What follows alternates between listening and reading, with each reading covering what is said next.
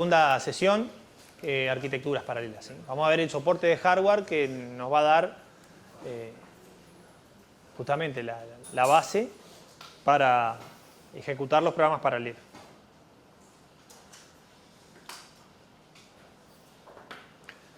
Bueno, los que venimos de computación ya conocemos esto, pero hay compañeros que no. Existe un modelo, el modelo de computación de la arquitectura de von Neumann. Es un modelo que permite abstraer el hardware para poder trabajar a alto nivel y desarrollar algoritmos sin preocuparse por el manejo explícito del hardware. Entonces, van a haber funciones provistas por este modelo que me van a permitir definir variables de memoria para no tener que estar trabajando directamente con las posiciones de memoria, por ejemplo. O realizar operaciones aritmético-lógicas a través de funciones y no tener que conectarme con la unidad aritmético-lógica de la máquina. Entonces, el modelo de programación estándar es esta arquitectura en donde hay una única CPU, ¿sí?, que ejecuta un único programa en cada instante de tiempo y que accede a memoria para leer las instrucciones, leer los valores de los datos, actualizar los valores de los datos, etc. Esa memoria también es única y se accede a través de operaciones de lectura y escritura. Y después hay dispositivos para entrada y salida, están ejemplificados en aquel diagrama que se ve arriba a la derecha. ¿Ah? Hay una única unidad de procesamiento. En cada instante de tiempo hay una única instrucción en ejecución. Por más de que pueda haber multi-ejecución simultánea en donde hay varios programas gestionados por el sistema operativo que parece que están ejecutando todo al mismo tiempo. Si yo tengo una única CPU, en cada instante de tiempo, cada tic de reloj, hay solo una instrucción ejecutando en la ALU en ese momento. ¿Ah? Eso es muy importante, es un modelo robusto que, como dije, independiza al programador del hardware de base, de la infraestructura subyacente, y permite el desarrollo de las técnicas de programación. Las técnicas de programación estándar que nos enseñan en los cursos de programación. ¿Sí? Las estructuras de control, la modularización, la definición de funciones y procedimientos, la recursión, todas esas cosas que nos enseñan en los cursos de programación. La idea es extender este modelo de arquitectura a la computación paralela, para tener también un esquema que me permita abstraer del hardware de base. Hay muchas alternativas propuestas, pero en general todos quedan incluidas, contempladas dentro de este modelo que vamos a llamar de multicomputador. Vamos a ver que hay muchas variantes, como vamos a ver a lo largo de la clase, pero todas entran dentro de la clasificación del multicomputador. ¿Qué es un multicomputador? Bueno, son varios nodos, llamamos nodos, computadores en sí. Cada uno de ellos es una arquitectura secuencial, como el que vimos de von Neumann previamente. Y para que estos nodos puedan cooperar entre sí y ejecutar procesos que cooperen entre sí, se necesita un mecanismo de comunicación. Entonces, este diagrama que tienen aquí, hay como CPUs, cada una con su memoria, y luego hay un canal de interconexión que permite la comunicación de datos, mensajes de sincronización, etc. Ese es el modelo genérico de multicomputador. Vamos a ver qué variantes hay de esta arquitectura global. ¿Preguntas? Existen también otras alternativas, como yo les decía, por ejemplo, el multiprocesador de memoria compartida. Como pueden ver en este diagrama, las memorias están distribuidas en cada uno de los nodos de cómputo. No hay una memoria global. Vamos a ver que hay un modelo que es de memoria compartida, lo vamos a ver en una slide más adelante. La memoria es única. Después, el computador masivamente paralelo, en donde hay muchísima cantidad de nodos, no unos pocos como yo presenté en la slide anterior, sino nodos más sencillos y mucho más integrables.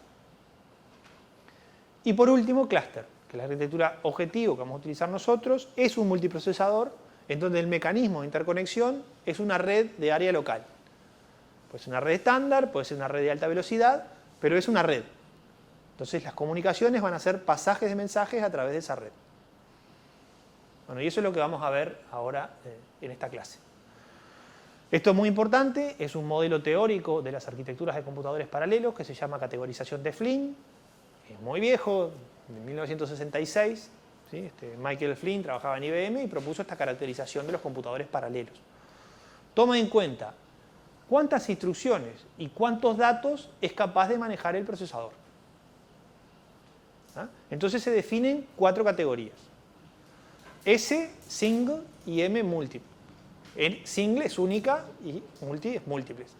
Entonces tenemos single instruction, multi instruction, single data, múltiple data. ¿Sí? Estas son las 4 categorías que vamos a empezar a ver ahora. Piensen en que por acá entran los datos, por acá entran las instrucciones, en los diagramas que vamos a ver a continuación. Y tenemos las 4 combinaciones posibles. El single instruction, single data es el modelo convencional, la arquitectura de von Neumann. Tengo un único recurso, por lo cual me va a entrar una única instrucción y en cada instante de tiempo hay esa instrucción se aplica sobre un único dato. Single instruction, múltiple data es lo que va a dar lugar al paralelismo de datos o computación vectorial. Piensen que es como si tuviera un vector y aplico la misma instrucción, single instruction, a los múltiples datos del vector. ¿Sí? Computación vectorial. Múltiple instruction, single data aplica muchas instrucciones al mismo dato. Y ese modelo no es tan aplicable a computación de propósito general, pero sí existe en algunas arquitecturas como los pipelines, los arrays históricos o la computación redundante, por ejemplo en Internet. Y el modelo más genérico es el múltiple instruction, múltiple data. Muchas instrucciones se aplican simultáneamente sobre muchos datos y de este modelo hay muchas implementaciones. Nosotros, de hecho, nos vamos a enfocar en este último modelo, múltiple instruction, múltiple data, porque es el más genérico y en donde vamos a utilizar procesadores de propósito general, clústeres de computadoras y estas arquitecturas escalables a las cuales podemos acceder. Bueno, empecemos a ver en detalle. Para los que son de computación, les pido disculpas, pero esto va a ser un poco repetitivo. La máquina de von Neumann, el modelo de computación de von Neumann, es la arquitectura single instruction, single data. Es un procesador que realiza operaciones aritmético-lógicas en forma secuencial, controlado paso por paso por un programa. Entonces, el programa accede mediante el puntero de instrucción a la instrucción que tiene que ejecutar, se la trae, la carga en memoria, le dice a la CPU lo que tiene que ejecutar, supongamos que es A más B, carga el dato A, carga el dato B y se los pasa al procesador para que haga la cuenta A más B. ¿Sí? Este es el hardware que da soporte al procesamiento secuencial, que se basa en ese mecanismo que yo comenté.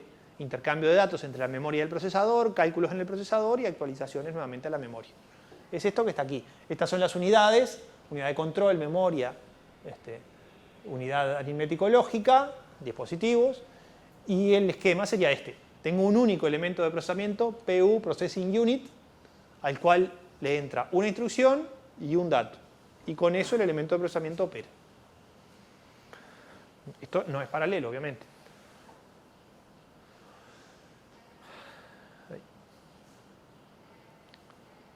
Bueno, capaz que tengo que hacer un poquito más de zoom para que se vea todo.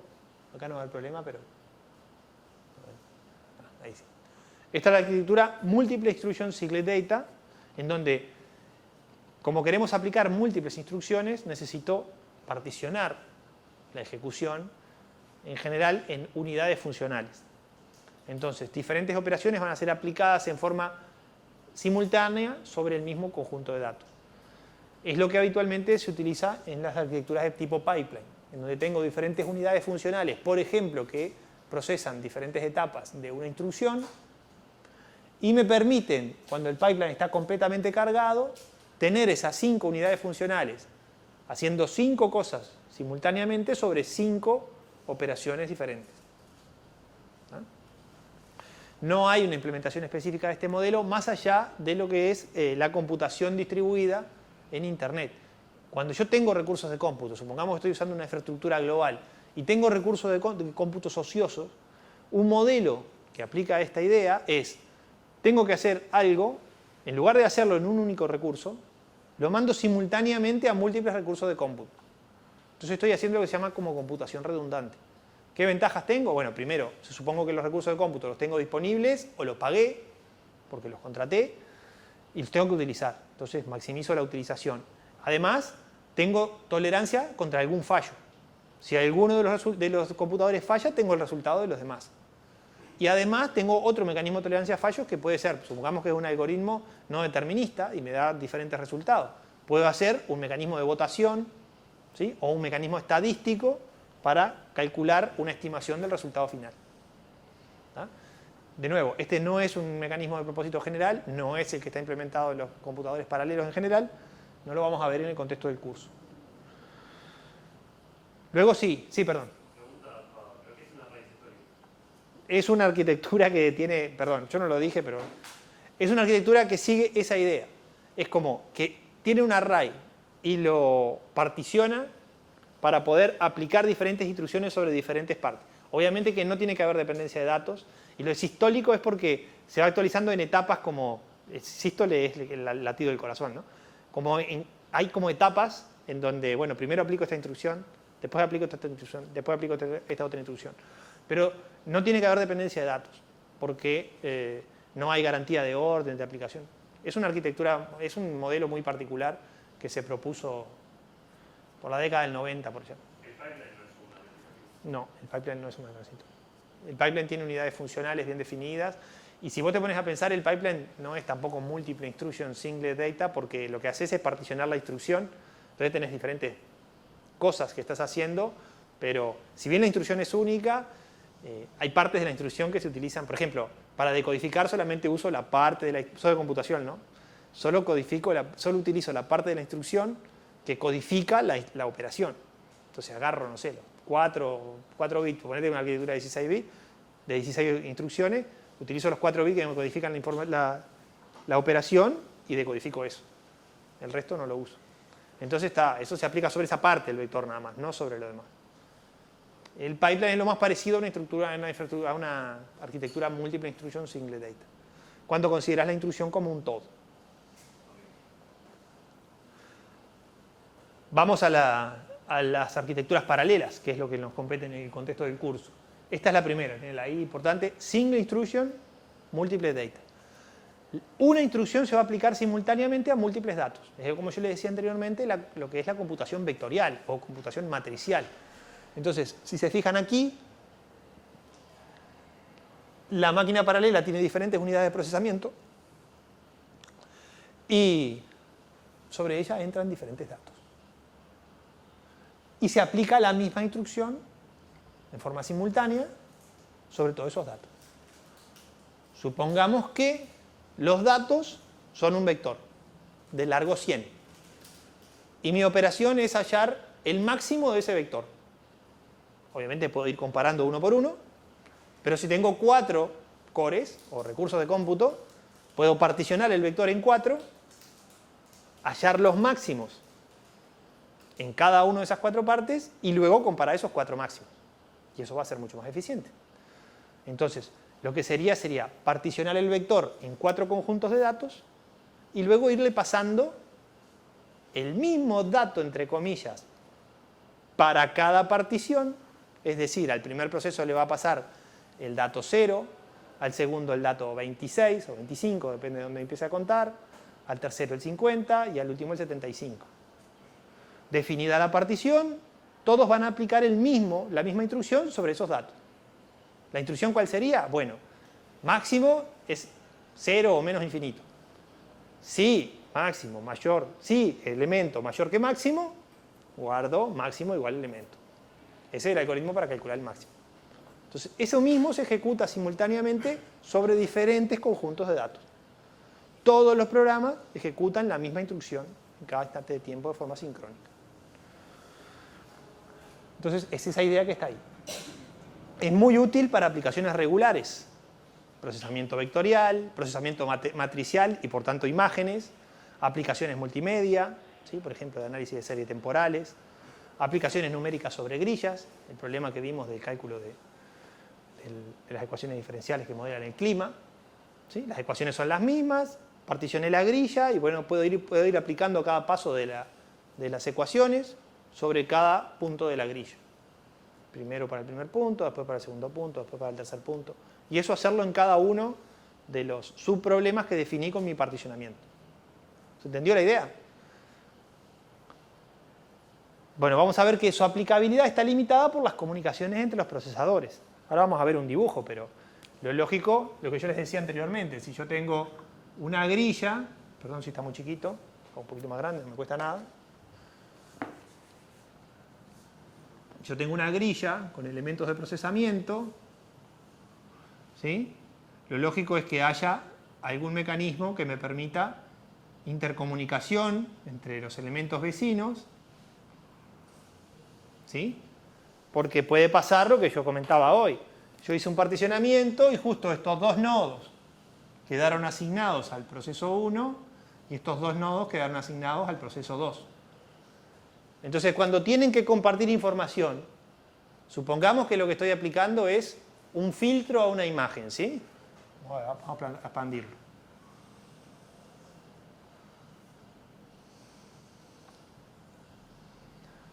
¿Saben cómo se aplica un filtro a una imagen? Por ejemplo, un filtro de difuminación. Agarro el valor del píxel o de un conjunto de píxeles y lo combino de alguna manera con los de su vecino. Esos 4 píxeles vecinos, por decir algo. ¿Sí? Es una función f aplicada sobre un conjunto de píxeles. Entonces, hay que calcular acá la función f, ¿sí? Y necesito la información de estos 3, que las tengo porque son los datos asignados al proceso 2, pero también necesito los datos asignados al proceso 1. Un dato para poder calcular bien el filtro. Eso va a involucrar una comunicación. En este caso la comunicación es simple porque hay una comunicación directa, ¿sí?, en la arquitectura. Eso está cableado y se puede acceder directamente. Supongamos, eso si la grilla fuera, si la molécula de cálculo, ¿sí?, para la aplicación del filtro fuera esta. ¿Sí? Se llama la molécula de 5 puntos. Una comunicación y ya puedo calcular. Ahora imaginen que no, que yo en lugar de esa quiero otro filtro que se calcula distinto. Por ejemplo, que necesita los 9 puntos. Entonces, necesito calcular para esta grilla. Y ya no solo necesito la información de estos, que son accesibles directamente porque hay comunicaciones, sino que necesito la información de estos de las esquinas. ¿Sí? Y ahí ya no hay una comunicación directa. Entonces va a tener que haber otro mecanismo de gestión en donde la información aquí va a llegar luego de 2 saltos. Y si yo quiero hacer algo más allá, de repente preciso mucho más saltos para implementar las comunicaciones. Eso limita la aplicabilidad y la escalabilidad, porque la topología esta de interconexión de los elementos es fija. No es dinámica, es fija, está cableada. Bueno, acá tenemos un dibujito, que es esto que yo explicaba, pero un poco más esquemático, más completo. Allá están los PE, elementos de procesamiento, Processing Element. En general, se llaman así para diferenciarlos de los PU que vimos, Processing Units. Y unit da la idea de que es algo, una unidad que tiene todo lo que necesita para computar. Acá son elementos, PE, elementos. ¿Por qué? ¿Quién los controla? Un programa único que está cargado en una memoria y que tiene allá disponible la unidad de control. Entonces, la unidad de control le va a decir a todos los elementos de procesamiento, ejecuten esto. ¿Sí? Por ejemplo, en el ejemplo que decíamos hoy sería, lo voy a hacer en pseudocódigo nomás, cargar A, cargar B, sumar A más B, escribir en A. Pongamos ese algoritmo que lo único que hace es a A le asigna A más B. ¿Ah? Obviamente que esto es aplicable a cualquier función f, yo puse más para ser más fácil. Entonces, eso es un programa que está en memoria que dice, bueno, cargue el dato A, cargue el dato B, use la ALU para sumar A más B y escriba en memoria el resultado en la dirección de A. Esos son los 4 pasos que va a seguir un programa utilizando esa estructura. Entonces, ¿qué va a hacer el elemento de procesamiento? La unidad de control le va a decir a cada elemento de procesamiento, cargue A. Y A va a ser un dato al cual va a tener acceso el elemento de procesamiento. Supongamos que es una imagen bien simple, 4x4, para que me entre en la arquitectura. En general no va a ser así. En general va a ser que cada elemento de procesamiento tiene muchos píxeles para procesar o muchos datos para procesar. Pero para fijar ideas, imaginen que es una matriz 4×4. Entonces, el elemento de procesamiento arriba a la izquierda va a acceder al elemento 0, 0 de la matriz. El elemento siguiente al 1, 0, el otro al 2, 0, y así para abajo, el 0, 1, etc. ¿Se entiende? Entonces, se va a hacer un broadcast, una comunicación de esta instrucción A, pero cada elemento de procesamiento va a cargar el dato A que le corresponde a su particionamiento. Lo mismo para el dato B. Supongamos que B es el siguiente. Y luego todos van a sumar A más B. Y van a almacenar el resultado en A. Los elementos de procesamiento son controlados por un programa que ejecuta y accede a la unidad de control. Y el procesamiento es sincrónico. Todos los elementos de procesamiento trabajan al mismo tiempo, porque como se hace un broadcast de la instrucción, no puede pasar que el elemento 1 uno de los elementos esté cargando A y el otro ya esté sumando. Porque la instrucción es única. En cada instante de tiempo se ejecuta una única instrucción. Single instruction. Por eso es single instruction. Single instruction, multiple data. Las instrucciones son únicas y cuando digo cargar A es A de 0, 0, A de 0, 1, etc. Y bueno, y B, en este caso, bueno, supongamos que estoy sumando A de 0, 1, A de 0, 2, estoy sumando con el siguiente, etc.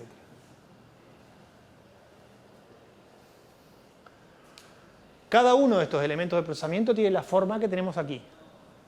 Tiene una CPU simple, que es capaz de hacer operaciones, sumas, restas, funciones simples, operaciones lógicas, etc.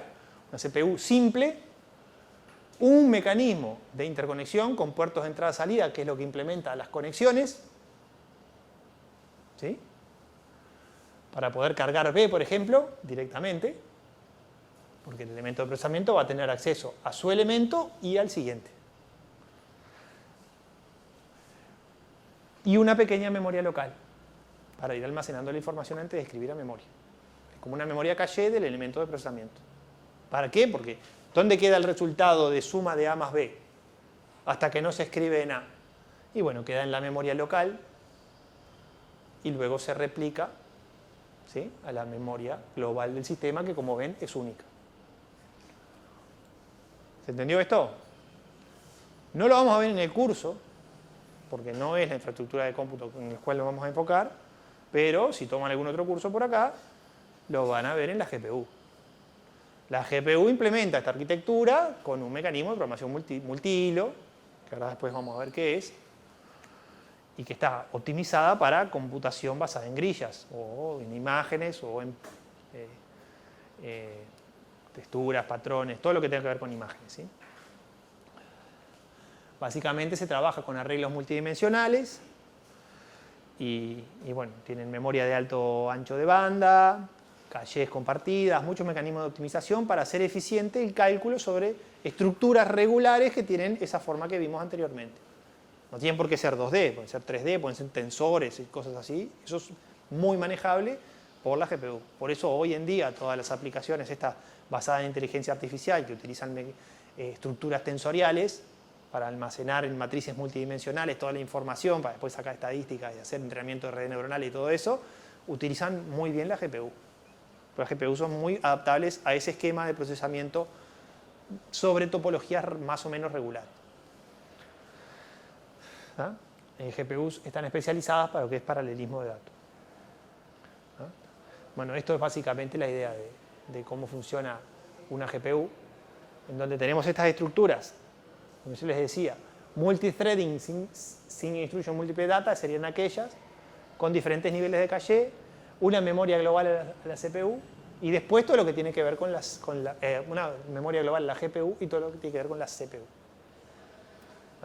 Obviamente que cada nivel de memoria al cual se accede es mucho más costoso. Transferir datos de CPU a GPU es muy costoso.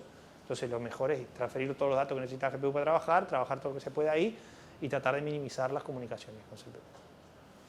No forma parte de nuestro curso, pero como esto es fundamento de computación paralela, este es un buen ejemplo de lo que es la arquitectura Single Instruction Multiple Data. nosotros nos vamos a enfocar, como les dije anteriormente, en múltiple instruction, múltiple data.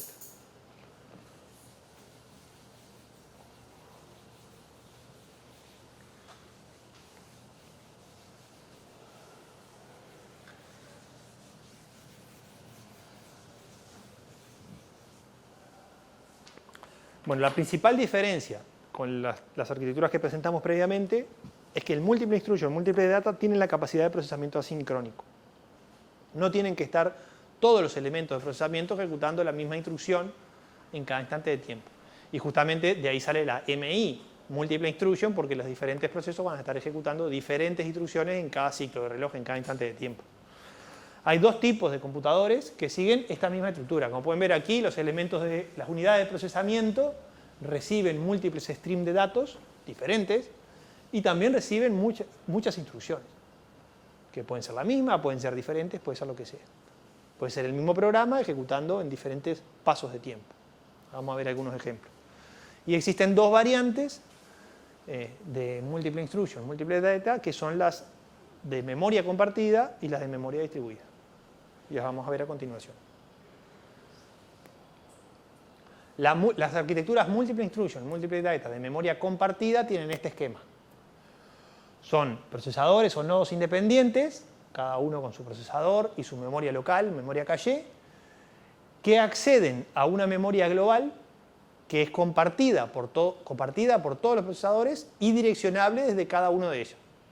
¿A qué me refiero? Es que si yo defino una variable A en la memoria y la asocio con una dirección de memoria, esa variable A va a estar disponible a todos los demás procesadores ejecutando en todos los demás, a todos los demás procesos ejecutando en todos los demás procesadores. Por eso la memoria es compartida. ¿Sí? Direccionable y accesible desde todos los procesadores. Entonces los procesadores son autónomos, son capaces de trabajar asincrónicamente, o sea, un proceso que está ejecutando en este procesador de abajo a la izquierda va a estar haciendo algo totalmente diferente a lo que está haciendo el de arriba a la izquierda, a la derecha, a la izquierda, a la derecha, cualquiera de los dos. ¿Cómo se efectiviza la cooperación? Bueno, a través de comunicaciones y sincronizaciones a través del recurso compartido. Entonces, yo quiero un proceso ejecutando en el procesador de abajo a la izquierda, quiere comunicarle algo al proceso de arriba a la derecha, lo que hace es escribir en un lugar de memoria un cierto dato. Por ejemplo, un dato binario, para saber si algo pasó o no.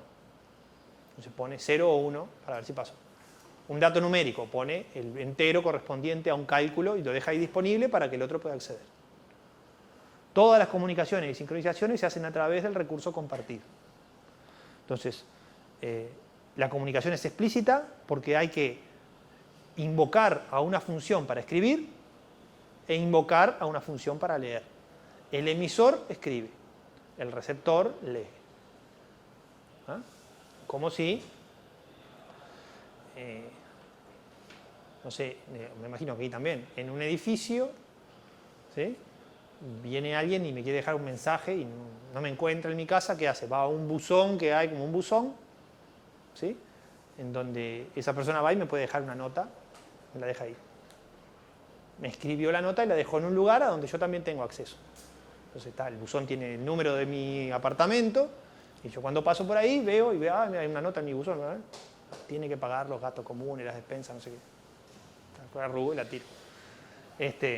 Pero es una comunicación de ese estilo. Alguien escribe y deja en un lugar accesible al otro proceso para que el otro proceso pueda acceder luego y leer. Ese es el esquema de memoria compartida. Estas máquinas son fáciles de construir. Los sistemas operativos tradicionales tienen toda la gestión necesaria para el manejo de memoria compartida. De hecho, lo usan en las memorias tradicionales para poder hacer esa multi-ejecución simultánea que hablábamos de los múltiples procesos en ejecución. Dan un buen soporte para el procesamiento transaccional, lo que son los sistemas multiusuarios, procesamiento financiero, bases de datos, etc. Pero tiene un par de limitaciones importantes. El primero es la confiabilidad.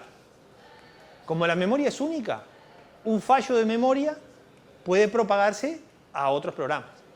Entonces, caso típico, tengo dos programas que leen la variable A, programa 1 se manda una barra basada con la variable A, el programa 2 puede fallar, porque lee algo incorrecto, porque luego no puede acceder, o porque el otro cuando fue a acceder a la variable A, en lugar de pasarle su tamaño que era 10, le pasó 1000 lugares y se fue el espacio de memoria reservado para el programa, segmentation fault y a otra cosa. Entonces hay un problema de fallo de memoria que se puede expandir a todo el sistema. Y después tiene el tema de la escalabilidad.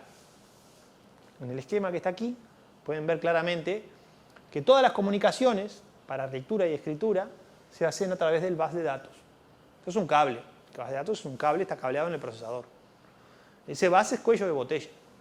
Si tengo muchísimos procesadores, pongamos 100, y todos quieren acceder a la vez a la memoria, tienen que secuencializarse en el acceso a los datos. Y el protocolo para manejo de esas concurrencias al bus puede llegar a ser muy complejo y consumir mucho cómputo, y estoy perdiendo las ventajas de utilizar el paralelismo. Estoy ganando en que puedo hacer cosas por separado, pero perdiendo en que todos tienen que acceder a pasar por una puertita súper chiquitita, entonces se van formando unas filas muy largas de espera cada vez que quiero comunicar una información o actualizar el valor de una variable. Entonces, ese bus, que es cuello de botella, limita la escalabilidad. ¿A cuánto? Bueno, depende de la implementación física en el hardware, pero del orden de decenas de procesadores. Podré tener alguna máquina con 128 procesadores, por ejemplo. Pero eso es el tope. Siempre puedo hacer trucos de poner más hardware. Por ejemplo, en vez de tener un solo base de datos, tener dos bases de datos. Pero eso me complica la arquitectura, me complica los algoritmos de gestión. ¿Sí? El procesador va a salir más caro. Y eso. Otra solución parcial es hacer uso de las calles locales. Tengo que actualizar un valor de A, pero el bus está muy lleno. Bueno, lo guardo en la calle y después lo actualizaré en algún momento en la memoria. Eso genera el problema de las incoherencias de caché, porque otro procesador podría haber tenido la misma idea y en realidad puede haber dos valores simultáneos para la variable A en dos calles diferentes. ¿Cuál de esos se replica luego en memoria? Puede ser un problema. Puedo perder la ejecución de algo. Entonces se necesita un algoritmo adicional, que es un algoritmo de coherencia de caché, que vaya manteniendo la información de cuándo se guardó en caché por parte de cada procesador, para que luego cuando haya que replicarlo en memoria, determinar cuál es el valor que hay que copiar. Entonces complica la gestión, agrega uso de recursos de cómputo, puede ocasionar problemas para el paralelismo.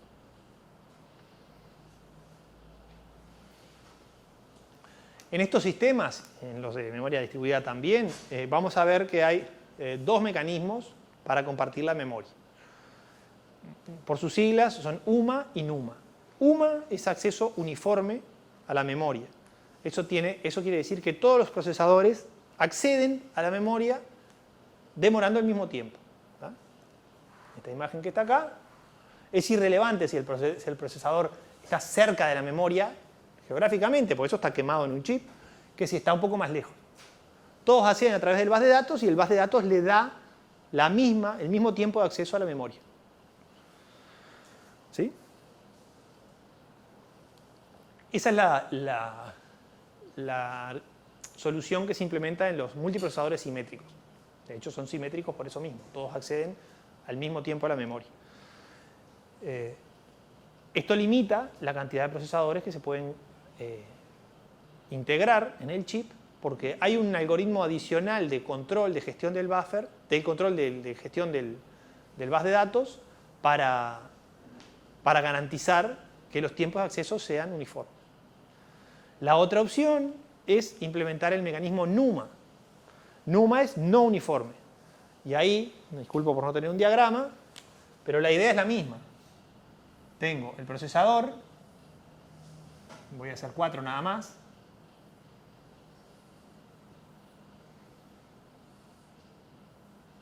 Más que me quedan medio pegados, pero bueno, hago el base de datos finito. Tengo 4 procesadores, P0, P1, P2, P3.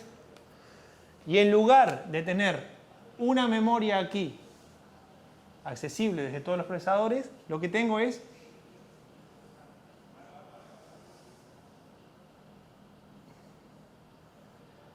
varias memorias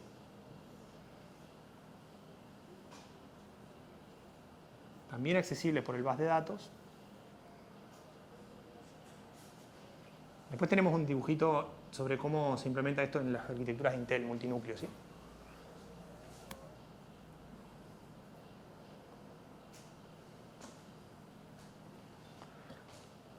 Entonces, tengo una memoria 0, esta sería la memoria 2, perdón si quedó chiquito, pero la idea es, no importa lo que está escrito, sino lo que se entienda.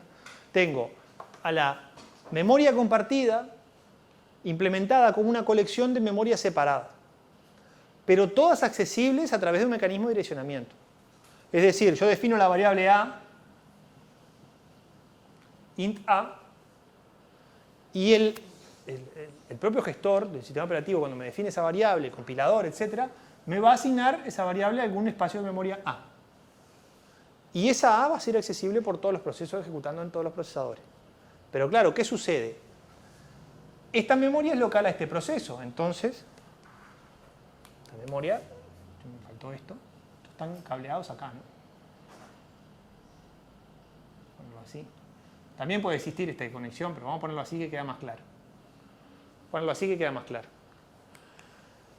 Si la A está definida acá, accedo directamente. Si la B está definida acá, tengo que acceder a través del bus de datos y el procesador 3. Entonces el tiempo de acceso a A es mucho más rápido que el tiempo de acceso a B. ¿No? Sobre todo cuando tengo muchos procesadores. Entonces hay algunos accesos a memoria, como dice la slide, que son más rápidos que otros, ¿no? Por cómo están dispuestos físicamente las memorias. Sí, ya voy. Este es el esquema que se implementa en otra arquitectura, que son los MPP. ¿Sí? Que si se fijan, ahora después lo vamos a ver, es la otra arquitectura de la cual existen representantes en el TOP 500. Clusters y MPP. El resto no existe. ¿No? Y también en la arquitectura que se utiliza, y lo vamos a ver sobre el final de la clase, en los multicores que están en todas nuestras máquinas, en nuestros teléfonos y en todos lados. Esta arquitectura. Acceso NUMA. Acceso no uniforme a memoria. NUMA. Sí, tenemos una pregunta. Pregunta o comentario. ¿No sería un poco un problema depender que un procesador dependa de otro para acceder a memoria? No es tan así. Viste que yo dije que el cable este podía estar acá. Lo hice así para que fuera bien explícito.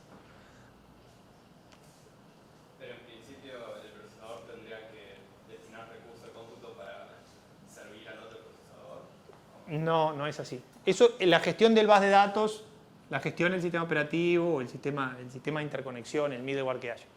No lo hace el procesador directamente. Vamos a ver. Yo lo hice así para que quedara claro que acá voy directo y acá tengo que hacer un salto a través del bus de datos. Pero esto podría ser directamente así, o sea. Esto podría ser como yo había puesto acá. Entonces quiero acceder a A, accedo por esta flechita. Quiero acceder a B, accedo por esta flechita. No tengo que pasar por el procesador no da un servicio. Está cableado el procesador. Esa es la idea. No hay un proceso que esté atendiendo solicitudes, como vamos a ver después en el caso de comunicación basada en pasaje de mensaje. Pero sí queda claro que esta memoria es local, entonces acceder a ella es directo. Está cableado. Esto otro también está cableado, pero a través de un recurso que es compartido por los demás procesos. Entonces, este recurso de acá es exclusivo. Exclusivo de P0. Mientras que el bus es compartido por todos los PI. ¿Sí? Hay un compañero allá que cree. ¿Hoy en día se usan UMA para algo? No. Hoy se usa NUMA. En los multicores, NUMA. Los mecanismos de control de congestión en NUMA son sumamente dificultosos. Entonces, este mecanismo sí permite integrar en el MPP arquitecturas grandes, o sea, muchos procesadores, miles de procesadores. UMA, no. el algoritmo de gestión del bus. O sea, sí se puede, pero el algoritmo es tan complejo que el desempeño final que te ofrece el multicomputador es muy pobre. Sí. No me quedó claro quién controla acá el acceso al bus compartido. Hay algo que se llama el Bus Watcher. Ahora, en esta slide creo que la saqué, pero hay algo, un componente en general del middleware, o bueno, puede estar incorporado también en el procesador, que es el Bus Watcher, se llama Bus Watcher. Que básicamente es como los protocolos de comunicación de datos, ¿te acordás del protocolo de aloja y todo eso para la comunicación? Bueno, es algo así. ¿Sí? Nada más que está atendiendo a múltiples recursos de cómputo simultáneamente. Y en virtud de la solicitud, ese sí opera como un servicio, ¿no? Ese sí es un proceso que opera como un servicio, pero es un proceso gestionado por el sistema operativo. Es un acceso, como todo lo del sistema operativo. Entrada, salida, comunicación de datos, lo gestiona el sistema operativo. Es un servicio del sistema operativo que intenta secuencializar los accesos aquí para obtener mejor desempeño. Y que no se den cosas como oposición indefinida, de que yo pedí acceder a una variable de allá, pero hay otro que siempre me gana, siempre me gana, siempre me gana. Bueno, aplica estrategias que pueden ser round robin o cosas simples, o pueden ser estrategias más complicadas. No es que, lo que sí quiero que, no se queden con la idea de que hay un proceso acá que está en P3 ejecutando. No. En general, lo que pasa es que sí hay un core de eso que tiene los procesos del sistema operativo. ¿Ah? Pero no es solamente para gestionar el espacio de memoria adicional local a P3. ¿No? Todo lo del sistema operativo de repente está acá, pero gestiona el acceso a esta, a esta, a esta. Eso lo hace el sistema operativo. Bueno, pasemos ahora al esquema de múltiple instruction, múltiple data con memoria distribuida. Les dije que iba a ser un poco más técnico esto. Si tienen dudas, preguntas, esto es importante también. Acá no hay concepto de memoria global, accesible a todos los procesadores. Quiere decir que las memorias van a ser locales a cada procesador. Entonces, al no existir el recurso compartido, los mecanismos de comunicación entre procesos tienen que ser explícitos. Se utiliza como IPC, Interprocess Communication, mecanismo de comunicación entre procesos explícito. Nosotros vamos a ver pasaje de mensajes en el curso. Es el más utilizado. ¿Cómo se hace ese pasaje de mensajes? A través de un canal de interconexión, en general una red. En el mejor escenario, esa red va a ser de alta velocidad para que los mensajes vayan rápido. Es importante que mandar un mensaje a través de la red es muchísimo más lento que acceder a través de un bus de datos que está cableado en el procesador. ¿Ah? Para los que saben de computación, hay que atravesar todas las capas, ¿sí? Y agregar información al mensaje para que el mensaje pueda ser ruteado correctamente a destino, interpretado correctamente en destino, y además va por un mecanismo de interconexión muchísimo más lento que un cable común, que es una red. Bueno, entonces las comunicaciones son mucho más costosas en tiempo que en un modelo de memoria compartida. Las comunicaciones también pueden ser cuello de botellas, ¿sí? Sobre todo cuando uno trabaja sobre una red no dedicada. Por ejemplo, si yo quiero, perfectamente lo puedo hacer, trabajar sobre diferentes máquinas de aquí y quiero que una máquina le mande un mensaje a la máquina del costado. Digo, sí, están cerquita, no están cerquita, están conectadas a través de la red. Y el protocolo para enviar información va a competir con todos los paquetes que están utilizando todos los estudiantes que están mirando videos de YouTube, resolviendo los proyectos de investigación de la facultad. ¿No? Es de esperar que si la red está bien diseñada, si están en una ubicación física, estén conectados a un switch local y bueno, pueda ser más eficiente que mandar un mensaje a la otra punta de la facultad. Pero las comunicaciones a través de la red son lentas y no van punto a punto, van a través del switch de comunicación. ¿No? Bueno, entonces las comunicaciones pueden ser cuello de botella, hay que tener cuidado. Un algoritmo que haga uso muy intensivo de las comunicaciones, estén todo el tiempo intercambiando mensajes, va a ir muy pobre cuando se ejecute sobre una red, sobre todo si la red es de baja velocidad, en cuanto al desempeño. Como contrapartida, esta arquitectura tiene escalabilidad prácticamente total, escalabilidad incremental, y es la que permite integrar decenas de miles centenas de miles de procesadores, como vimos en las computadoras más potentes. ¿Sí? Y es la arquitectura popularizada en los clústeres que vamos a ver ahora a continuación. Las ventajas con respecto a AMIMD de memoria compartida es que son fácilmente escalables. ¿Sí? ¿Cómo puedo escalar una arquitectura múltiple instruction, múltiple data? Que tiene esta estructura. Esta es la estructura, ¿no? Tengo nodos, cada nodo con su memoria, cada nodo con su procesador, los bases de acceso a memoria son locales y hay un mecanismo de canal de comunicaciones. Supongamos que mi proceso, yo tengo una máquina paralela con esos 4 nodos, pero mi simulación todavía me demoraba un día, la ejecuté ahí, me demora 8 horas, pero todavía es mucho. ¿Qué puedo hacer? Pongo otro nodo, si esto es un computador, un servidor, lo que sea, pongo otro nodo. ¿Tiene que tener las mismas características? No, pueden ser heterogéneos. Sí, es buena pregunta. Pueden ser heterogéneos, no tienen por qué tener la misma característica. Lo que sí tienen que tener, y ahora lo vamos a ver, es el mismo componente que los aglutine, el middleware. Pero pongo un nodo más, y sin otro nodo más, y sin otro nodo más. Y eso no significa venir con una torre y ponerla. No, eso se hace en el hardware. Yo tengo todas estas computadoras para hacer mi programa MPI. Lo primero que voy a hacer, no usar todo, porque no preciso todo. Voy a tratar de ejecutar en 4. Entonces pongo en un archivo de configuración los nombres de las 4 máquinas que voy a utilizar. Y ahí ejecuto. Si veo que todavía me demora mucho, puedo hacer la prueba de decir, bueno, no, voy a agregar 2 máquinas más. Voy a un archivo de configuración donde le digo a la biblioteca cuáles son los recursos de cómputo que voy a utilizar. Y ahí la biblioteca va a utilizar esos 6 u 8 o lo que les pase. Entonces, escalabilidad incremental automática. Y si llegara a que no puedo más, con todo no puedo agregar más porque ya no hay más máquinas en esta sala, podría seguir con las de la sala de al lado. O si estoy trabajando en mi empresa, convencer a mi jefe para que compre 4 PCs más. Decirle que el procesamiento de facturación, que antes demoraba una semana, yo se lo voy a hacer en 8 horas de una noche, pero que tiene que comprar 4 máquinas más. Y bueno, ya hará las cuentas y si le conviene, lo comprará. Pero hay escalabilidad incremental. Y además hay otro tema. El fallo de una CPU individual no necesariamente afecta a todo el sistema. Supongamos que yo me mandé una macana con la memoria. Se dice macana acá, ¿no? ¿Entienden? Sí. Bueno, la embarré, no sé cómo se dice acá. No quiero usar el término un poco académico. Con la memoria. Pero esa memoria no está propagada a los demás procesos. Entonces se cae el proceso que estaba acá. Pero si yo implementé algún mecanismo de tolerancia a fallos, no necesariamente se cae todo lo demás.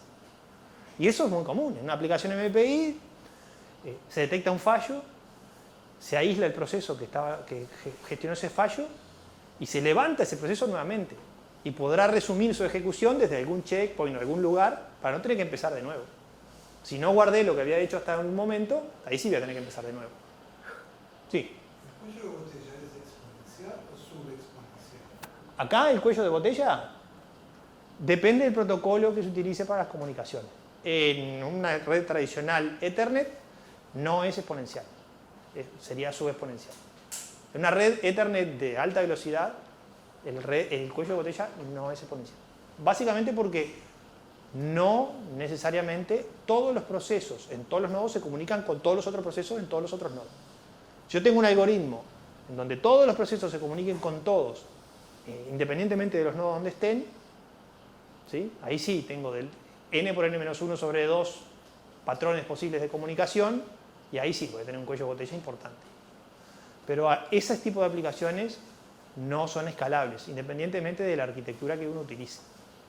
Me entendí un poco lo que dije. Si yo tengo un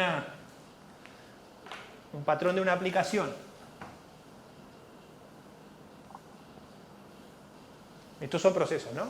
Yo tengo un patrón de anillo, ¿sí? Ahí no tengo problema, ¿no? Tengo pocas comunicaciones, topologías básicas. Podría ser anillo bidireccional. Bueno, ahí hay un poquito más de comunicación. Pero podría ser unas comunicaciones completas, todos con todos, ¿no? Y ahí pasa lo que dice el compañero. Si yo agrego un nuevo recurso de cómputo, entonces tengo que implementar, potencialmente tener soporte para todas las comunicaciones que se van a dar entre este nodo y este nodo. Eso es un grafo completo que tiene n por n-1, bueno, sobre 2 si es de una vía o sin sobre 2 si es de dos vías. Y ahí sí puede tener un problema de escalabilidad. Pero no es exponencial, es a lo sumo cuadrático. Si se cae un nodo, Sí, se cae un nodo de forma irrecuperable, sí. ¿se redirige la...? Automáticamente no. Ok. No. Automáticamente no. Si se cae un nodo, lo que está la flexibilidad es implementar mecanismos de tolerancia a fallos. Entonces, un mecanismo clásico de tolerancia a fallos es este proceso. Supongamos que tiene que hacer 100 iteraciones para calcular algo. ¿Sí? Es un método iterativo. Va avanzando por iteración. Entonces, un método bien simple es definir checkpoint. En la iteración 25, chum, bajo a disco lo que calculé. Bien simple, bien simple. Marco, digo 25 y mi resultado es 0, no sé, estoy calculando una integral, 917,32. Y lo guardo en un archivo de texto, lo que sea. Hago un dump. Entonces, si en algún momento en la iteración 28 se cayó, bueno, tengo el momento de la iteración 25, tengo que implementar un mecanismo de tolerancia a fallos que identifique que el proceso se cayó, por ejemplo, porque le mandó un mensaje de control y el proceso no respondió. Es muy típico eso. Hay un proceso monitor acá que está todo el tiempo tirando, lo llaman heartbeat, ¿sí? Un mensaje de control. A ver si estás vivo, a ver si estás vivo, a ver si estás vivo. Y si detecta que no está vivo, porque no respondió a los últimos 5 heartbeats que le mandó, asume que murió. Entonces, se comunica con todos los demás y le decía, bueno, aquel proceso que estaba en tal lugar y no sé cuánto, ahora lo voy a lanzar en esta otra máquina. Para que puedan rutear la información ahí. Se actualicen las informaciones locales que tienen cada uno de los procesos acá. Y empiezan la generación 25, en la iteración 25, en lugar de empezar de 0. Si no tuviera esta información, puedo empezar de 0. El tema es que se me van a desincronizar muchos procesos. Porque supongamos que son 100 y este justo se me cayó en la 90, estos capaz que ya terminan y este va a tener que empezar de 0. Pero no es automático. Eso uno lo tiene que implementar. Si uno no implementa un mecanismo de tolerancia a fallos y en algún momento se quieren comunicar con un proceso que murió, ahí sí va a dar un error. Va a dar un error de timeout, de una comunicación, y bueno, depende del algoritmo. Capaz que no importa. Por ejemplo, podría ser el modelo de computación redundante en Internet. Si me da timeout un proceso, no importa, tengo los otros. ¿Sí? Sí. Todo el sistema de gestión que hay sobre los nodos y el flujo de información, que es como metaproblema, pero no tiene que ver con el problema que estoy resolviendo. No, acá estamos hablando de la arquitectura. Eso es lo que proporcionan en general los entornos y la biblioteca de programación paralela. Claro, esto también está presente en otras arquitecturas como la SIMD o la SIMD o la... Sí, en la SIM Instruction Multiple Data, tolerancia a fallos no, porque si te cae algo te puede callar la memoria y cuando tenés memoria única, en general, un fallo de memoria causa que todos los procesos que tengan acceso a esa memoria caigan también. Claro. Pero sí, mecanismos de gestión hay, sí, diferentes middleware y si no, vos podés implementar los mecanismos. Sí. Este es el esquema más genérico en donde hay asincronismo, entonces los procesos pueden estar haciendo cualquier cosa y en general se utiliza algún mecanismo de control. Vamos a ver, el esquema más simple es el esquema maestro-esclavo. Hay un maestro que controla la ejecución del esclavo y monitorea que estén vivos y que estén respondiendo correctamente, les asigna trabajo y todo eso. Entonces hay un esquema explícito de control, de gestión, pero lo tenés que implementar, no es automático. Bueno, esta arquitectura, de lo que les digo, es lo que vamos a utilizar nosotros en el curso. Un caso particular del Multiple Instruction, Multiple Data con memoria distribuida, es la máquina paralela virtual. La máquina paralela virtual es lo que yo les acabo de comentar. Estaciones de trabajo conectadas por una red de datos. Puede ser LAN, puede ser WAN, Ethernet, lo que quieran. Cada estación con su procesador, su memoria, etc. ¿Sí? Ventaja. Uso la infraestructura existente. Vamos a usar estos PC que no los compraron para hacer paralelismo. Compraron para que los estudiantes vengan y programen en Java, en Python. Cosas que no se usan en paralelismo. No fueron comprados, usa infraestructura existente, no fueron comprados para computación paralela. A diferencia de un clúster como el que tenemos nosotros, ahora les voy a mostrar una foto, que esos sí son para paralelismo. Es un sistema completamente escalable. Por software, como yo le decía anteriormente, especificando nombre de máquinas, o por hardware, si quiero agregar más máquinas o usar la sala de costado. Y es fácilmente programable porque hay bibliotecas para programar sobre esta arquitectura. Nosotros vamos a ver MPI. Desventaja, lo que les decía, grande latencia en las comunicaciones. Todo va a través de la red y comparto con toda la red de la UA, etc. Con todo lo que esté cableado a través de switch. Y después hay un tema de disponibilidad y seguridad. Yo estoy ejecutando acá, ¿sí? Acá el compañero lanzó a ejecutar acá, y yo vengo y ¡pip! Te apagué la máquina, murió tu proceso. Puede suceder, ¿no? Salvo que el botón ahí esté inhabilitado, o te desenchufo. O se cae la máquina, o se cae la red, o se cae el protocolo de red, o lo que fuera. Hay muchas cosas que pueden causar un fallo en una arquitectura de este tipo. Y después el tema de seguridad. Yo estoy ejecutando ahí, va a haber datos que estoy procesando ahí, cualquiera puede entrar, y si es lo suficientemente hacker, podría llegar a acceder a mis procesos, a mis datos, sobre todo si trabajo en un modelo de datos distribuido. Por ejemplo, si yo hago los checkpointing y voy guardando la información de los números de tarjeta de crédito de que encontré que parece que están haciendo fraude, bueno, cualquiera puede entrar ahí, es un archivo eso. Hackea ese archivo y tiene toda la información. ¿Ya? Otro caso particular es el de los grids y clouds computacionales.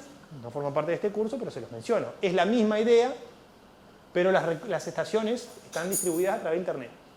Entonces lanzo un proceso acá y el otro proceso está ejecutando en China y el otro en Suecia. Buenísimo. Ventajas: agregación total, integración. Eventualmente tengo disponible todas las computadoras del mundo que hay en Internet. Por ejemplo, SETI at Home. ¿Tá? Totalmente escalable, hay mecanismos de programación que me permiten desarrollar, por ejemplo el Boeing y otros muchos, el Boeing que es de hace 20 y pico de años atrás, otros muchos más modernos, donde yo puedo gridificar una aplicación o lanzarla a ejecutar con alguno de los paradigmas de cloud que hay ahora, y 3 patadas, porque ya está todo automático y la dejo ejecutando. Desventaja: enorme latencia en las comunicaciones. Acá tengo que mandar un mensaje de acá a Suecia. Entonces me va a llevar los milisegundos o segundos que sea necesario para mandar cada mensaje. Una aplicación basada en muchos intercambios de mensajes no va a ser ejecutable en esa infraestructura. Nosotros nos vamos a enfocar en esta arquitectura en particular, que son los clústeres, yo ya he ido introduciendo, que están formados por la agregación de recursos de cómputo. Recursos de cómputo no especializados. Entonces, la motivación para utilizar los clústeres es aplicar una analogía biológica. Tomo mate porque ya no doy más la garganta. La analogía es el procesamiento paralelo que se da en las estructuras cerebrales humanas, ¿sí? A pesar de que las neuronas tienen una velocidad de respuesta muy limitada, ¿sí? Del orden de los milisegundos, cuando se integra el cómputo paralelo de múltiples neuronas son capaces de resolver problemas súper complejos, algunos que las computadoras todavía no pueden modelar correctamente o tan rápidamente como los humanos, ¿sí? La parte de detección de patrones, ese tipo de cosas, justamente se intenta con las redes neuronales emular este comportamiento. Entonces, por separado, cada neurona tiene un poder de procesamiento muy bajo, pero cuando se integran muchas, tienen una capacidad de respuesta asombrosa. Obviamente, evolucionamos para eso. Entonces, la idea es aplicar esta analogía, utilizar múltiples recursos de cómputo, tratando de resolver el problema global. Las motivaciones para usar clúster en lugar de las otras arquitecturas poco van vinculadas con lo que vimos anteriormente. Utilizo equipamiento disponible no dedicado. Esto es muy importante. Estas máquinas que yo les puse como ejemplo hoy no están dedicadas a paralelismo. Lo dije, probablemente se usen para 1000 cosas diferentes a paralelismo. En los clústeres lo mismo. Voy a tener aplicaciones paralelas ejecutando, pero también aplicaciones secuenciales. ¿Sí? Si yo quiero levantar un notebook para hacer procesamiento de datos, puedo hacer. Eso es secuencial. Si quiero levantar un notebook para cargar una planilla de spreadsheet de Google, eso para hacer una planilla Excel, para guardar información de las ventas, también lo puedo hacer. No es equipamiento dedicado. Y a veces es mucho más fácil conseguir recursos para decir, no, voy a comprar un producto, va a estar disponible para todos. Si la secretaria quiere hacer ahí la lista de los teléfonos, la puede hacer. Además, puedo hacer el análisis de las secuencias genéticas y todo eso. Bueno, Los clústeres también se popularizaron cuando se mejoraron los mecanismos de interconexión, porque la desventaja de los clústeres es la que vimos anteriormente, las latencias en las comunicaciones. ¿No? Y bueno, lo que digo, son bastante más sencillos de integrar en los entornos de desarrollo, producción, que una supercomputadora. ¿Sí? Bueno, este es el esquema de un clúster. Como pueden ver, es la misma idea de la múltiple instruction, múltiple data que teníamos anteriormente, pero donde se establecen algunas separaciones lógicas para la gestión. En general hay muchos nodos de cómputo, ¿sí? Que pueden ser homogéneos o heterogéneos, como consultaba el compañero. Hay algunos nodos dedicados a la administración. Tengan en cuenta que aquí sí, estoy gestionando muchos recursos de cómputo. Entonces tengo que tener, por ejemplo, un nodo que se encargue de la gestión distribuida de los procesos. En qué orden van a ejecutar los programas. Esto lo va a usar muchas personas, 500, 1000 usuarios. Yo tengo que tener un sistema de gestión de procesos que permita la ejecución eficiente de acuerdo a prioridades, los investigadores más prioridad que los estudiantes, o al revés, los estudiantes más prioridad que los investigadores, porque los fondos los conseguí para un proyecto estudiantil, o las instituciones públicas más que las privadas, o al revés, las privadas pagan entonces más que las públicas, los procesos más largos, menor prioridad que los procesos cortos, o al revés, todo eso. Eso se gestiona con un sistema de gestión que define colas para la ejecución, prioridades, asigna tiempos a los usuarios, se fija que los usuarios no pasen de su límite, que no usen más de la memoria, todo eso. Y eso no está distribuido en los nodos de cómputo, eso está en el nodo administrativo. Y después tengo también los nodos de entrada-salida. Ya van a venir los bioinformáticos, que no vayan acá, ¿no? Parece que no. Que van a querer cargar bases de datos moleculares que son gigantescas, y eso no lo puedo poner en un nodo de cómputo. Eso va a nodos específicos para storage. Para storage y entrada-salida. Cuando dije bioinformático, dije porque sabía que no había nadie acá, porque ya pregunté. Pero los físicos también hacen esas cosas. Espantosas. En vez de particionar los datos, cargan bases de datos gigantescas ahí. Pero hay algoritmos que necesitan utilizar muchos datos. Entonces, tiene que haber nodos específicos para gestión de los sistemas de archivos, que pueden ser sistemas de archivos paralelos, pueden ser secuenciales y tiene que haber una gestión. Bueno, acceso a base de datos, etc. Bueno, nada, ahí en esos nodos de entrada-salida voy a poner arreglos de discos o un sistema de storage. Si tuviera un sistema de storage, sale un poco más caro, pero está optimizado con todas las prestaciones que ahora después creo que vamos a ver. Replicación, RAID, seguridad, etc. Esta es la arquitectura de clúster a un nivel un poco más detallado. La clave son las estaciones de trabajo, PCs, servidor de cómputo, lo que sea. El recurso. Ese recurso tiene, además del cómputo y su memoria local, un software para comunicación, para poder implementar las comunicaciones y sincronizaciones para lograr el objetivo global. Eso se interconecta a través de la interfaz de red, ¿sí? La interfaz tradicional, puede ser una tarjeta Ethernet o puede ser una tarjeta de un protocolo específico, MIRINET o FDDI o lo que sea, a través de un canal, ¿sí? A un switch o a una red, si puedo, de alta velocidad. No tiene que ser más especial, puede ser 10 gigabits de Ethernet, con eso ya anda bien. ¿Ah? Después, ese es el hardware. Por sobre el hardware tengo un middleware, y acá aparece lo que les he ido comentando, que es una capa intermedia de software que proporciona ciertas prestaciones para el desarrollo de las aplicaciones. Las dos más importantes son esas dos que están ahí y que las vamos a explicar en la próxima slide. La SSI, Single System Image, y la AI, Availability Infrastructure. Ahora vamos a ver qué son. Sobre ese clúster middleware que me permite la gestión de la máquina como un recurso de cómputo integrado, tengo que los usuarios que no saben paralelismo seguirán en su ignorancia ejecutando aplicaciones secuenciales y esperando meses que terminen.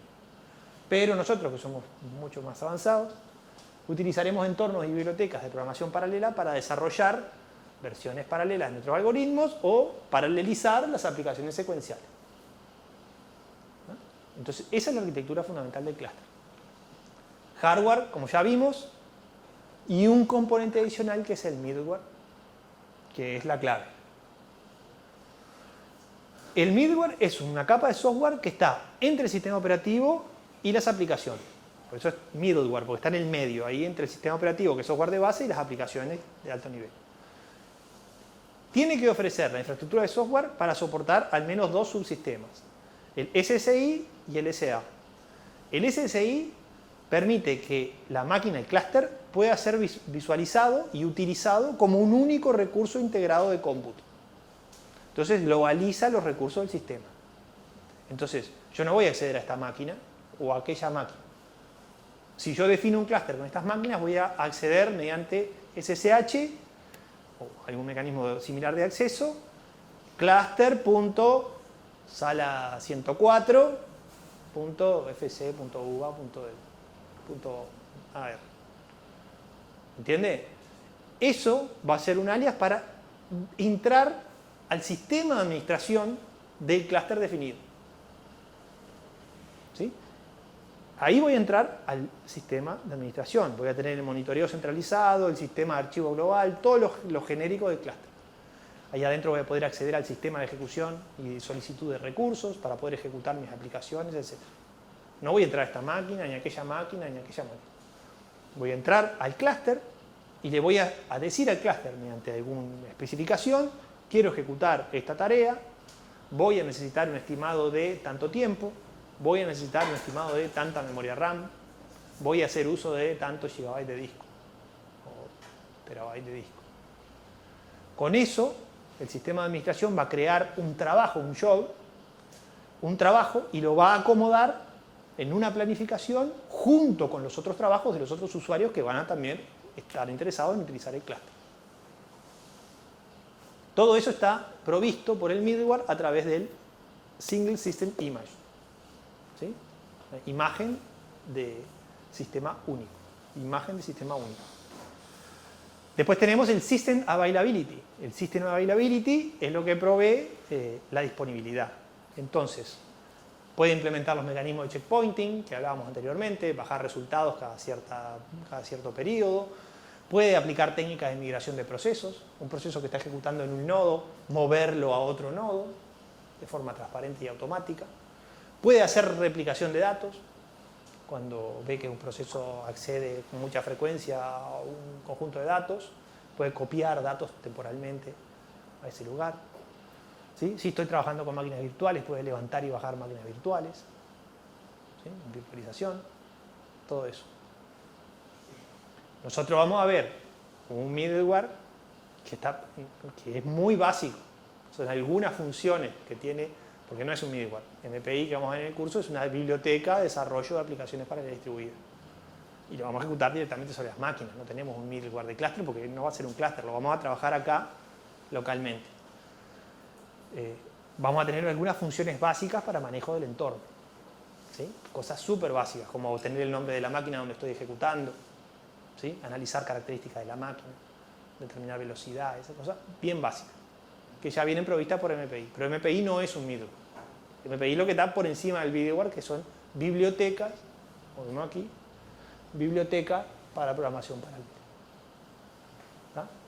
Middleware hay en los clústeres.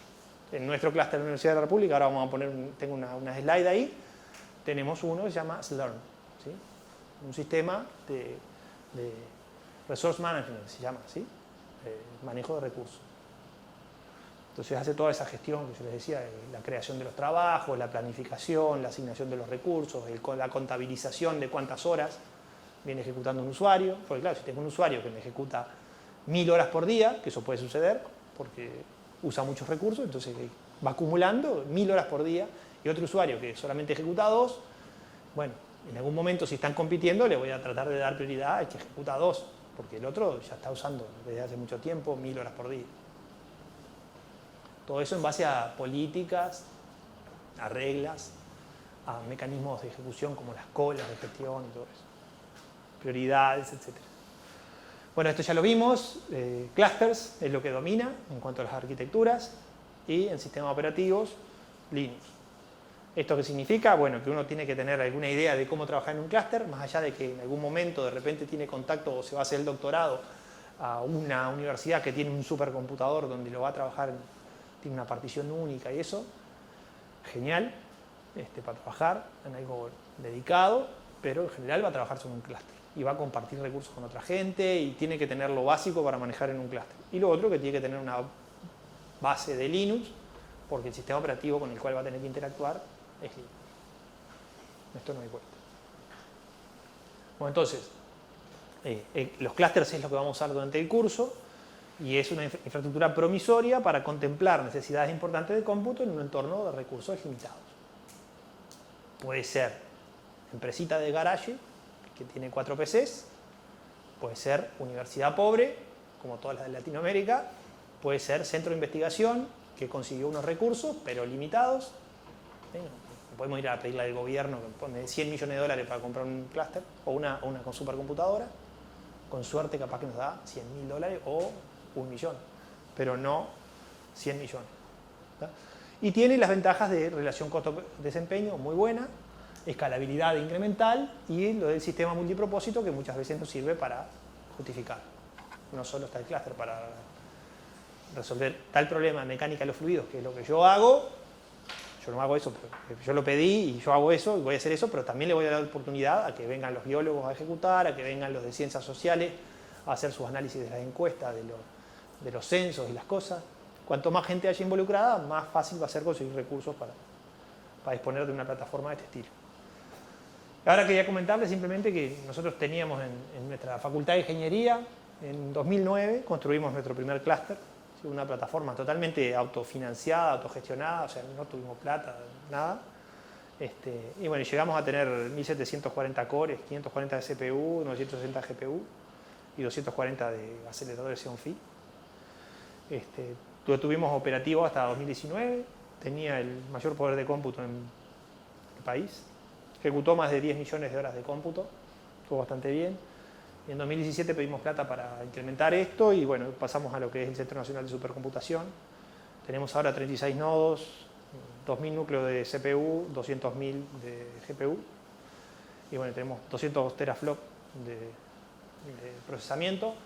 Ya nos está quedando chico, estamos preparando, ahora estamos comprando unas máquinas nuevas para nuestro ecosistema científico uruguayo, que es muy pequeño, y hemos hecho un buen trabajo en convencer a otra gente de que utilice la infraestructura. Porque bueno, de alguna manera después podemos obtener recursos cuanto más gente hay utilizando, como digo. No es lo mismo presentar algo de la Facultad de Ingeniería, donde va Ingeniería Eléctrica, Ingeniería Computación, que ir a algo donde va Astronomía, va Biología, el Instituto Pasteur, el Instituto de Investigaciones Agropecuarias, lo de Ciencias Sociales, lo de Química, etc. Nada, pueden entrar ahí si quieren al Cluster UI, se pueden crear un usuario, pueden usarlo, ¿sí? A estudiantes es gratis. Pueden pedir un usuario si necesitan, me mandan un mail o me copian en la solicitud de usuario y podemos ver que utilicen esa plataforma si les interesa. Aquí en la UBA también hay un clúster, pueden hacer las gestiones para utilizarlo. No sé si es tan directo como entrar a una web y pedir el usuario, pero me imagino que sí, con una justificación o con algún profesor de referencia, no va a tener problema. Lo que sí no, se puede hacer un usuario para cada uno de los estudiantes, no tiene sentido tampoco para el tipo de cosas que vamos a ejecutar en el contexto del curso. ¿Ah? Bueno, y ahí la última parte de esta clase de arquitecturas, quería enfocarme en lo que son las arquitecturas multinúcleo.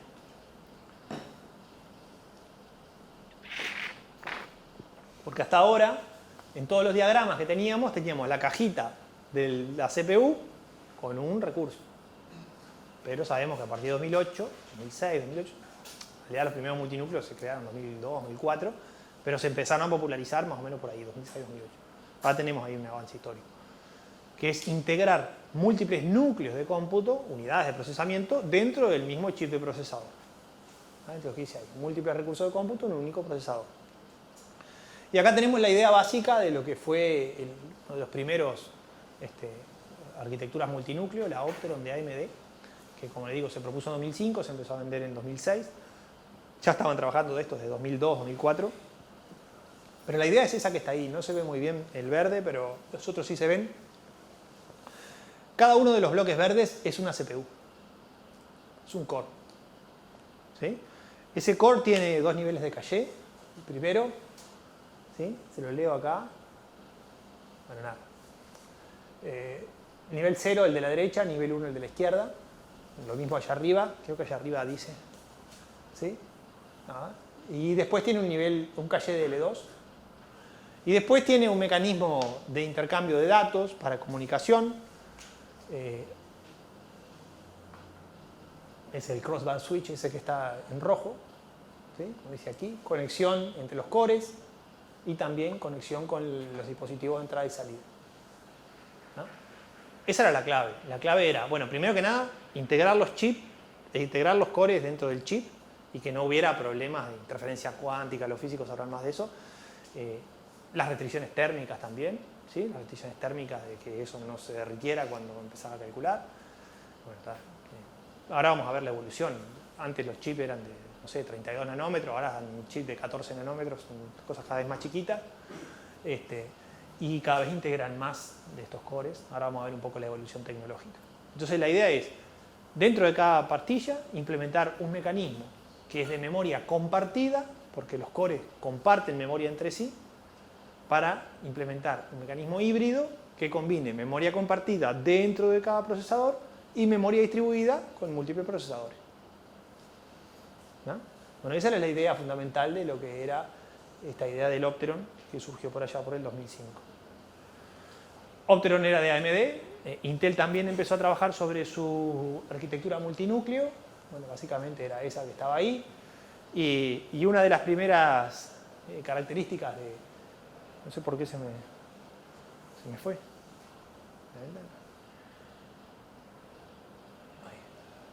Una de las primeras características de esta arquitectura que propuso Intel por allá por el 2006 era que era UMA. No tenía colección de memoria adicionable, ¿sí? Tenía, por un lado, todo el controlador de memoria en algo que llamaron el North Bridge, para diferenciarlo de lo otro que era South Bridge, que hacía toda la interconexión con los dispositivos de entrada y salida. Tenía como 2 unidades funcionales dentro del procesador, ¿sí? Este es el esquema para combinar procesadores multinúcleos, porque como les decía, la idea de los procesadores multinúcleos es tratar de tener varios procesadores multinúcleos trabajando en forma concurrente. No tengo puntero acá, pero aquí, en este esquema de AMD, pueden ver claramente un mecanismo NUMA. Estos que están acá, DDR, son las memorias. Vean que estas memorias que están aquí están asociadas a este procesador de aquí. Mientras que estos chips de memoria que están aquí están asociados a este procesador que está aquí. Entonces, una variable declarada y alojada en la memoria de la izquierda se accede mucho más rápidamente por procesos ejecutando en el procesador de la izquierda que por lo de la derecha. Y viceversa. ¿Sí? Y nada, la tecnología acá pasó a ser totalmente NUMA, ¿sí? En donde, bueno, hay acceso a toda la memoria, a diferentes velocidades. Eso tiene ciertas características del paradigma de programación, ¿sí? Y bueno, por allá por, no sé, 2008-2009 aparecieron los procesadores que ya integraban 4 core, quad core, que hoy día es lo estándar, ¿sí? Ya tiene más de 10 años.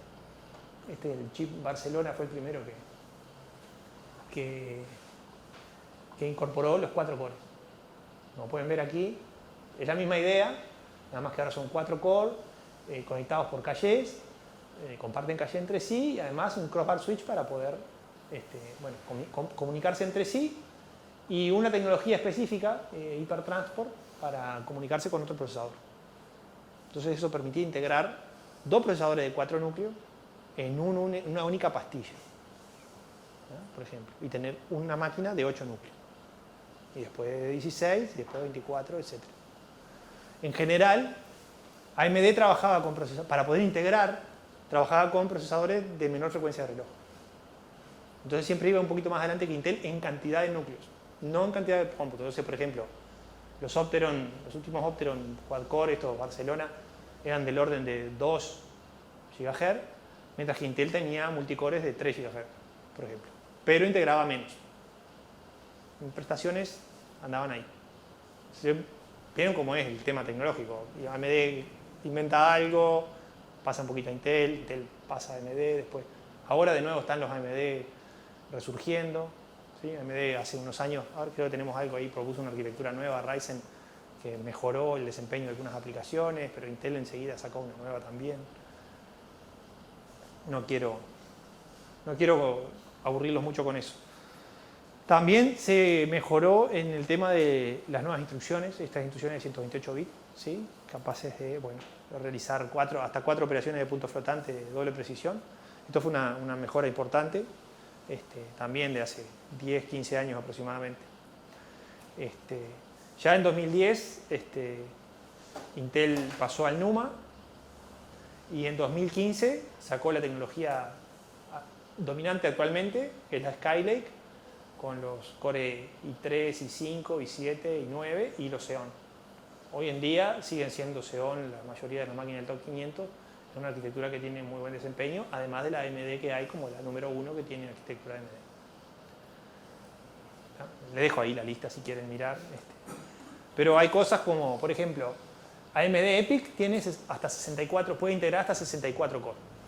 Nosotros tenemos de esta en el clúster, anda muy bien. Y además permiten hacer mucho paralelismo porque tiene 64 cores. Si uno necesita separar mucho el problema, esto es mucho mejor que Intel, que tiene más poder de cómputo, pero en general menos core. Intel, por ejemplo, tiene Xeon de hasta 56 cores de 2019, pero en general son de 24 y a veces te integra 2 Xeon, con lo cual llega a 48. Y también hay, por ejemplo, algunas arquitecturas de IBM o de Sun que son específicas, ¿sí? Y Oracle también tiene algunas específicas. Creo que pensé que estaba la de Oracle aquí. Bueno, creo que estaba por ahí. Capaz que lo saqué. Pero que son no tan de propósito general. Por ejemplo, Oracle tiene funciones específicas para encriptado de base de datos. Oracle es la empresa de base de datos, entonces trabaja con base de datos. Entonces tiene unidades funcionales específicas para hacer procesamiento transaccional encriptado. Metió dentro del procesador una unidad de encriptado. Entonces, claro, para trabajo con datos sensibles, eso te da una funcionalidad que estos procesadores de propósito general no lo tienen. Si uno lo quiere, lo tiene que trabajar a nivel de software. Otra cuestión, muy rápido, porque esto podría ser todo un curso, un curso no, pero una clase, es el hiperthreading, ¿sí? Una tecnología que implementó Intel para definir dos flujos de ejecución a través de procesos livianos o hilos para ejecutar en las mismas unidades funcionales de un multicore. ¿Tá? Entonces es como si un núcleo, en lugar de ejecutar un thread primero y otro después, pudiera ejecutar dos threads. Thread es como un proceso liviano, ¿sí? Si no lo tienen claro, son como procesos, hilos de ejecución, en donde las diferentes unidades funcionales se intentan solapar para poder estar ejecutando los dos threads al mismo momento. Obviamente que eso no es genérico, no pasa siempre, si hay dependencia de datos no puede suceder. El desempeño de esta tecnología depende de la aplicación que uno utilice, nunca es el doble. Lo ideal sería que usando hiperthreading, que permite ejecutar dos threads, obtenga el doble de desempeño, o sea, reduzca la velocidad a la mitad de la ejecución. Eso nunca sucede, está entre 1,3 y 1,5 dependiendo de la aplicación. Pero hoy en día muchas de las tecnologías de Intel, inclusive las que estamos ejecutando en el laptop y todo eso, tienen habilitado el mecanismo de hiperthreading, ¿sabes? Que habilita al sistema operativo a planificar más de un proceso o más de un hilo de ejecución simultáneamente, compartiendo los recursos físicos, el núcleo, los recursos físicos del núcleo de ejecución.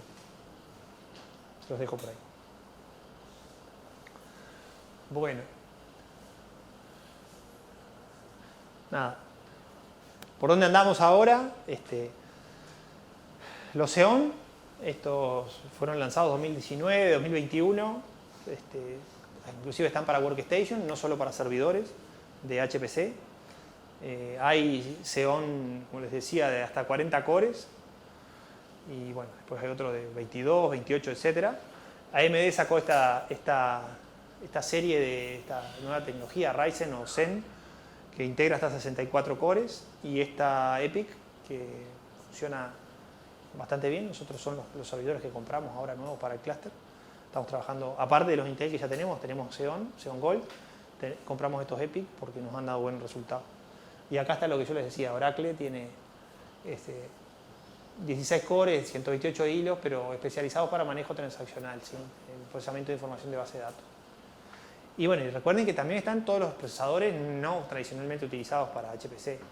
Procesadores móviles, para dispositivos móviles, ARM, otras variantes de procesadores RISC, etc. Nada, simplemente como eso. Estas arquitecturas multinúcleo permiten implementar estos programas multithread, ¿sí? No lo vamos a ver en el curso, pero sí tenemos que tener alguna idea. Los threads son hilos que implementan un código en ejecución, unidades de procesamiento.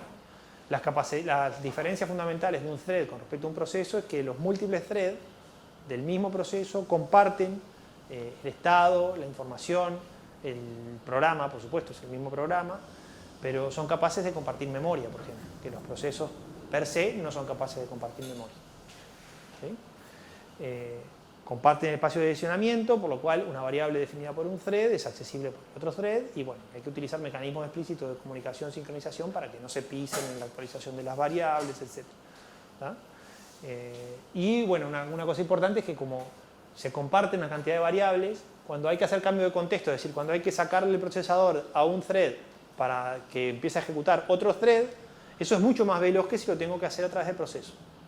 Si lo tengo que hacer a través del proceso, el sistema operativo tiene que guardar una gran cantidad de información, en particular información de estado, de variables, etcétera, de direccionamiento, que cuando lo hace con thread no es necesario, porque esa información es la misma para los threads. Entonces, cuando le saca a uno y para darle a otro el recurso, no tiene que copiar nada, sigue con los mismos valores.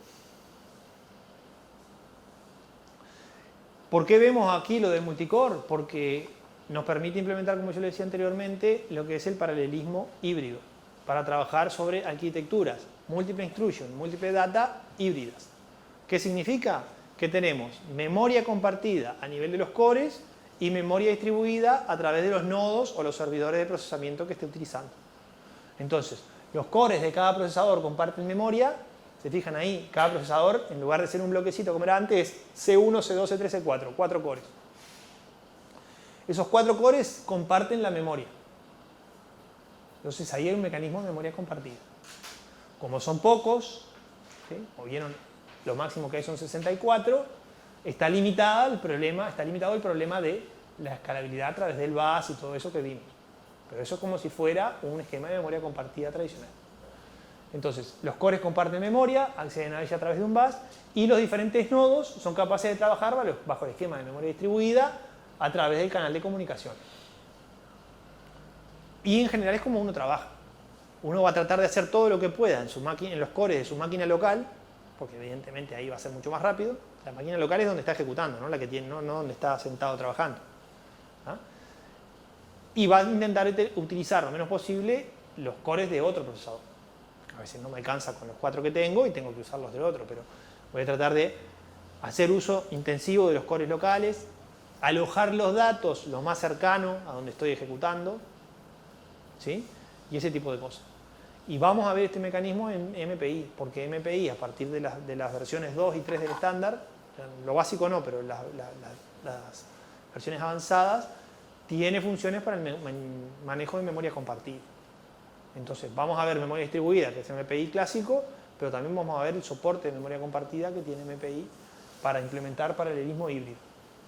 Hoy todas las aplicaciones funcionan así. ¿Sí? Si ustedes tienen que implementar algo, van a tener que implementar una aplicación que sea escalable a nivel de memoria compartida para ejecutar en los 4, 8 o lo que sea cores que tienen en su servidor, porque eso va a andar mucho más rápido, y además utilizar 4, 8, 16, 64 de otros servidores que puedan tener disponibles.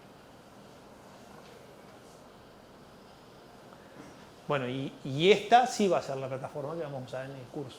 O sea, va a ser la misma que habíamos visto anteriormente, pero con máquinas que cada una tiene 4 cores. Obviamente que para probar un Hello World no vamos a usar 4 máquinas. Sí vamos a usar 4 máquinas no vamos a usar 4 cores de una máquina. Sí vamos a usar 4 máquinas para ver cómo los procesos pueden ejecutar en otras máquinas, pero no porque tengamos necesidades de cómputo, ¿sí? Un ejemplo, procesar un vector, etc.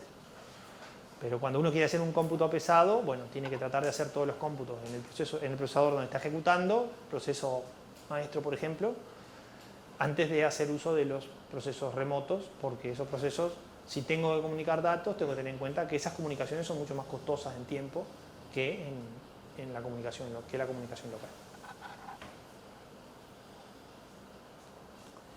No sé qué hora es, pero esto sería todo lo que tengo para contarles hoy.